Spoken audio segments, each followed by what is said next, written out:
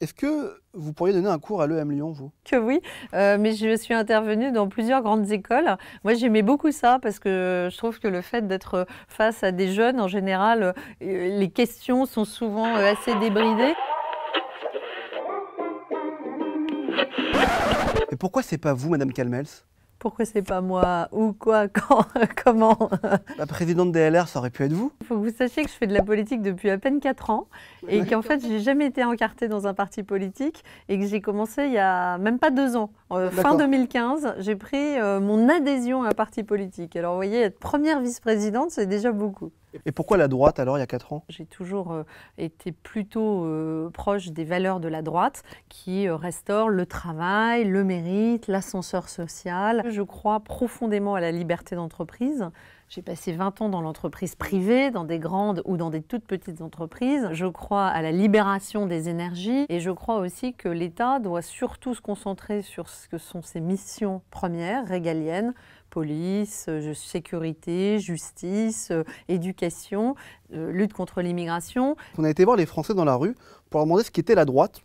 Je vous propose de regarder. C'est quoi la droite pour vous aujourd'hui? Oh putain! Je ne fonctionne pas d'une manière binaire comme ça. D'abord une idéologie qui va plus partir de la personne vers le collectif, alors que pour moi la gauche part plutôt du collectif vers l'individu. Je crois que la droite est plutôt quelque chose qui exclut. Je suis d'origine maghrébine, je peux voter à droite pour certaines choses, mais on a le cœur à gauche. Les gens sont plutôt au centre. On est tous un peu de droite, malheureusement. Qui incarne pour vous la droite aujourd'hui? Macron, Emmanuel Macron. quand il a dit ni gauche ni droite, je pense qu'il y a vraiment que les gens de droite qui disent qu'il n'y a pas de gauche et de droite. De droite dans le sens qu'il est néolibéral. Il fait des choses intelligentes, je trouve, justes. Il est quand même moins extrémiste que Wauquiez. D'abord, on recrute davantage, le chômage commence à diminuer, donc il y a des choses positives. Il y a encore une gauche et une droite, ça existe encore en France? Pour moi, oui.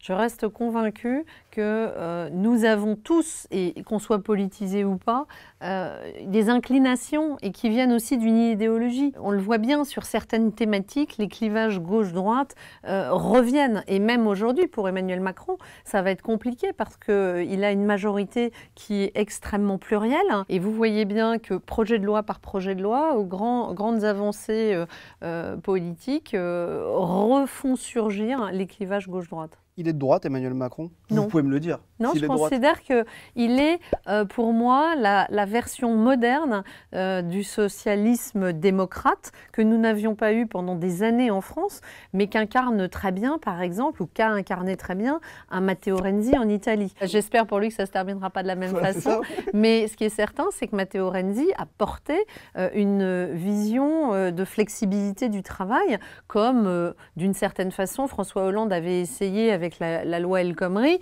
et comme Emmanuel Macron a fini la loi El Khomri avec ses ordonnances travail. Comment on fait pour être proche en même temps de Laurent Wauquiez et d'Alain Juppé? Il y a un monde entre les deux quand même, non? La politique, pour moi, c'est d'abord et avant tout une affaire d'idées. Je garde exactement ce que je suis, c'est-à-dire que la femme que je suis depuis 20 ans, qui a forgé ses convictions par une expérience différente et notamment dans l'entreprise privée, c'est la même qui s'est engagée avec Alain Juppé ou qui travaille aujourd'hui à la reconstruction de la droite. Pourquoi? Parce que sinon la droite explose. Et c'est pour ça que j'ai dit oui à Laurent Wauquiez. On n'est pas exactement sur les mêmes sensibilités, mais je crois que si chacun ne fait que sa petite chapelle dans son coin ou ne pense qu'à son propre destin personnel, on ne construit rien. Moi, je crois au collectif. Je crois qu'une famille politique, c'est la pluralité de tempéraments, donc de personnages, mais également de sensibilité politique. Et c'est vrai que je suis plus attachée aux idées. Les idées, si le Front National demain, vous parlez des idées, le Front National, il y a quand même des points de convergence avec les LR. C'est pas un gros mot de le dire. Ce que je voudrais vraiment qu'on arrive à comprendre, c'est que c'est pas parce que Marine Le Pen va dire « il fait beau » que nous, on va dire qu'il ne fait pas beau. Il faut sortir du fait de s'interdire même de pouvoir dire quelque chose sous prétexte éventuellement que le Front National aurait dit la même chose. En revanche, je n'ai absolument rien de commun sur le front des idées, justement, avec le Front National quand on va en profondeur. Ça vous fait quoi de vous dire que depuis 4, 5 ans, 6 ans, ce qui était impossible avant, impossible. On ne comparait jamais l'UMP ou les LR avec le Front National. Aujourd'hui, on le fait. Ça me choque. Et ça me choque pourquoi? Parce que je pense qu'on n'est malheureusement pas dans la profondeur des choses, mais on est dans une analyse raccourcie et caricaturale. L'ADN de notre famille politique, depuis toujours, elle est pro-européenne. C'est ça notre ADN. Et aujourd'hui, on explique partout.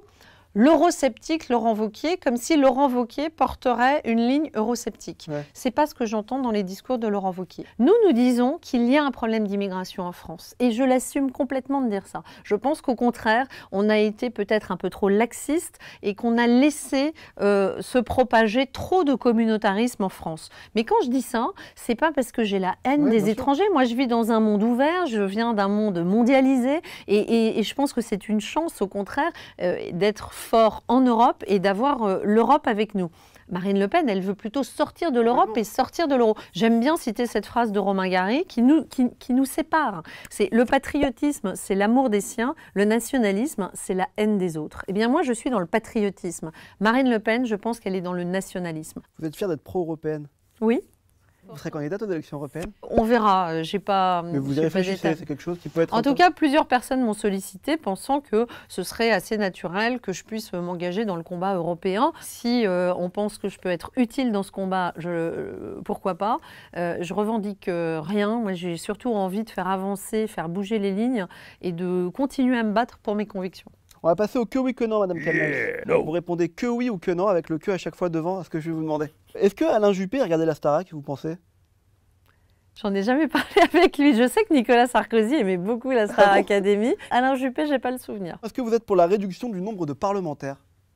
Que oui, même si il faut quand même nuancer, c'est-à-dire qu'il ne faut pas non plus éloigner trop les représentants du peuple avec les citoyens. Vous êtes pour l'adoption des couples homosexuels, par les couples homosexuels? Que oui, je suis une vraie libérale, je suis une amoureuse de la liberté et je trouve qu'on légifère souvent beaucoup trop dans la sphère de ce qui pour moi est de l'ordre du privé. Est-ce que vous trouvez que le lien entre l'Église et l'État a été abîmé? Que non, je suis catholique et je ne le revendique pas, mais je l'assume parce que ça fait partie de ce à quoi je crois. Je pense qu'il y a eu en tout cas à un moment donné, sur des débats sociétaux, peut-être malgré tout des vraies maladresses qui ont été commises vis-à-vis d'un grand nombre de personnes et notamment catholiques dans notre pays. Est-ce que vous pourriez donner un cours à l'EM Lyon, vous? Que oui, mais je suis intervenue dans plusieurs grandes écoles.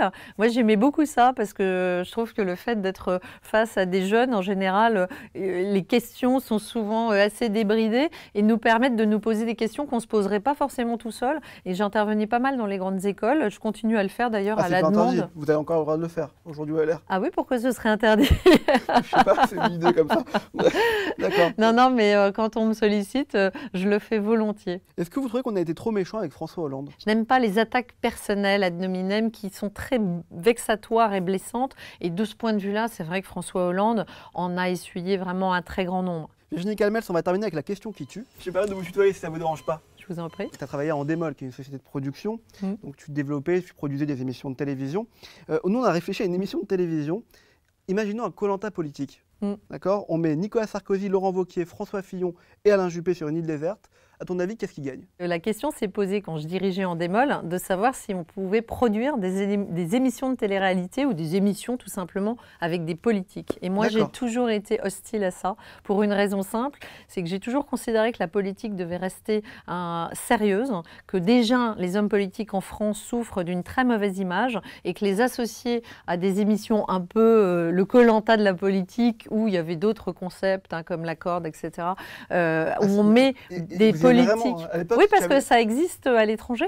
Et Endemol étant le leader mondial de la production audiovisuelle, on regardait les concepts qui pouvaient fonctionner dans certains pays pour voir s'ils pouvaient s'importer en France. Et moi, j'ai toujours été hostile à la production d'émissions de télé avec des politiques parce que je crois que ce serait encore une fois une couche supplémentaire pour la décrédibilisation des politiques dans le regard des Français. Et donc, ça me permet de ne pas répondre. Voilà, Aucun n'ira dans l'île. Tu regardes jamais d'avoir arrêté le métier d'avant et d'être entré en politique, franchement? J'ai sorti un livre qui s'appelle J'assume. Et le sous-titre, c'est que suis-je allé faire dans cette galère?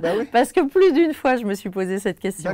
A fortiori pendant la campagne des présidentielles, mais à certains moments, quand j'ai été tête de liste, des grosses attaques sexistes. À certains moments aussi, quand je me suis retrouvée dans un hôtel Kyriade à Guéret un samedi soir toute seule, c'était loin de ce que j'ai connu quand j'étais à la tête de Canal+ ou dans des et je me disais, mais pourquoi je fais tout ça? Et parfois, Je me suis interrogée. Et en même temps, quand j'étais à la tête d'Endemol, mes actionnaires, ils s'appelaient Goldman Sachs ou Apollo. J'étais très contente de créer du résultat pour mes salariés, pour mes actionnaires, mais enrichir Goldman Sachs ou Apollo, c'est peut-être moins sexy que de se mettre au service de l'intérêt général. Est-ce que c'est dur d'être une femme en politique ? Les attaques, comme je le disais, qui sont très personnelles et ad nominem pour une femme, elles recouvrent tout, y compris le physique, la façon dont on est maquillée, dont on est coiffée, dont on est habillée. Avec qui on passe sa vie.